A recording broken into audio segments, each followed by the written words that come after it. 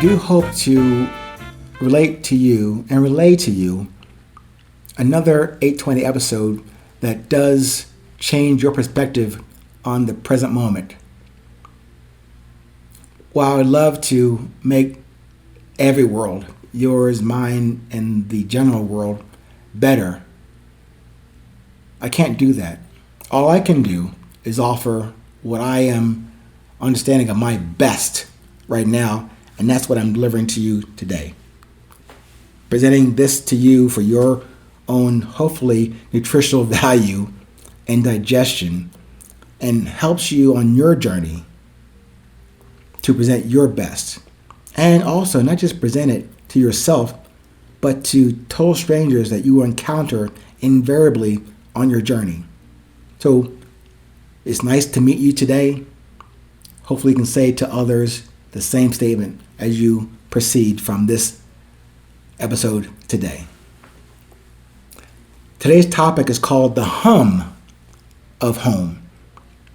I believe the previous episode was just simply called home.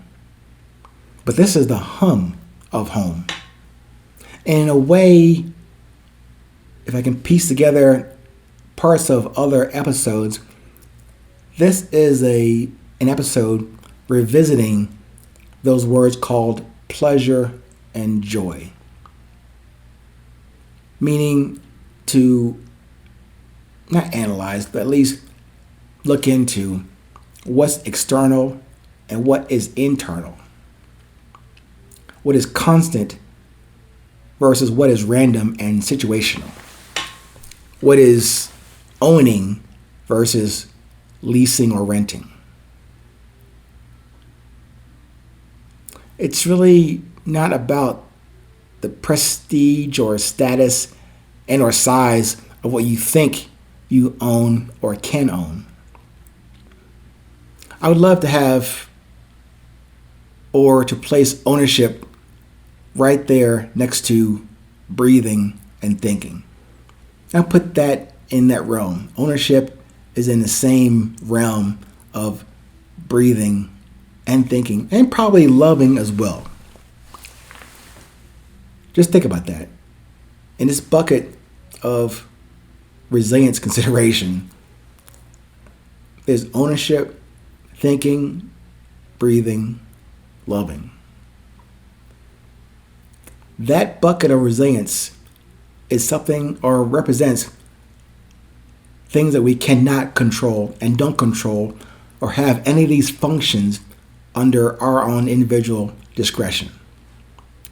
At best, we can only access those entry and resilience points of your life by leasing them, and leasing them from the provider of those entry points, by and from the creator who has placed these functions and resources in front of your awareness, in front of my awareness.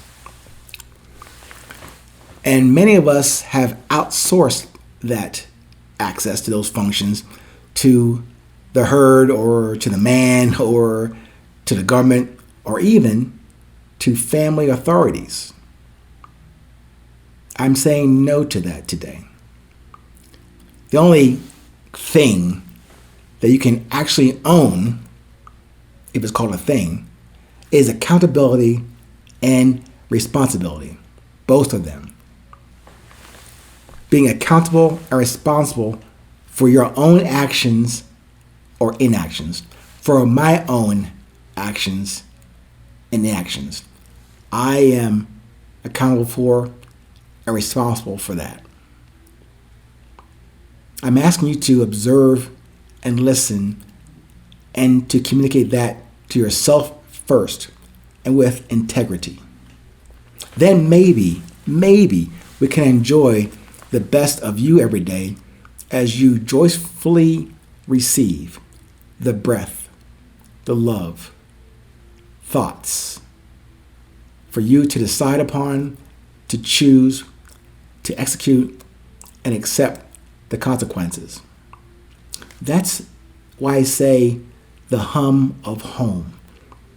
That constant I have expressed to you before, from that spark that insisted for you and I to be here at birth, and insisted for you and I to be here in this conversation today.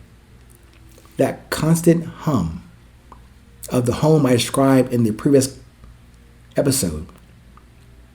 The heart over the matter. The heart of your matter. The heart of me as I'm relaying this to you in this episode. That constant hum, that bucket of resilience that I contend to you that we all have. It's not unique to me. I'm not special in having it, nor are you. Yet, we all have that. Nice to come to that recognition and awareness and acceptance. Now, what do I do with that? What do you do with that? Something that we want to hoard and hide away from the population, and from me, even hiding it from myself. Hopefully you're seeing the spiral here of me getting that lesson about loving myself, trusting no one, being open to what's given to me, not to keep, it is to share. That love that I've been keeping locked away from myself and from others took me a long time, and thanks again to my son, Karan, to teach me this, that love everyone wasn't just outside of me.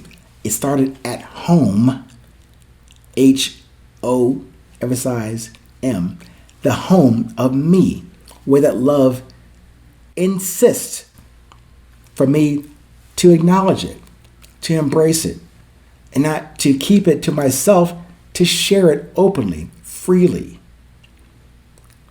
Again, I'm a slow student in this class of love and breathing and listening and learning to fall to lead.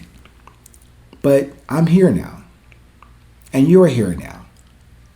As I mentioned before, I hope, if nothing else, not to convince you of my salient sage list of words to give it to you. I hope it gives you at least, hey, don't do what he did to get where he is, meaning to be living in this moment. You're living this moment without any guidance from me. But maybe, I'm hoping there are positive and instances of yes and love for you. But maybe come from me, it says, hey, don't follow that lead. Lead from my own heart. And that's what I want to get to and remind myself of and you of, the hum of home. That's where we all live, where we all can live together forever. But as long as we stay here, we have to take it outside. Share that resonance with ourselves and with others, and revel, relish, share, bathe, lay into, absorb ourselves in that hum, that love that pulses through me and through you, and that when we get together, it's a powerful force of respect, of positive, of yes, and of truth. Thank you so much. Once again, no matter where you are in this world, stay current, stay present, and it's always 820.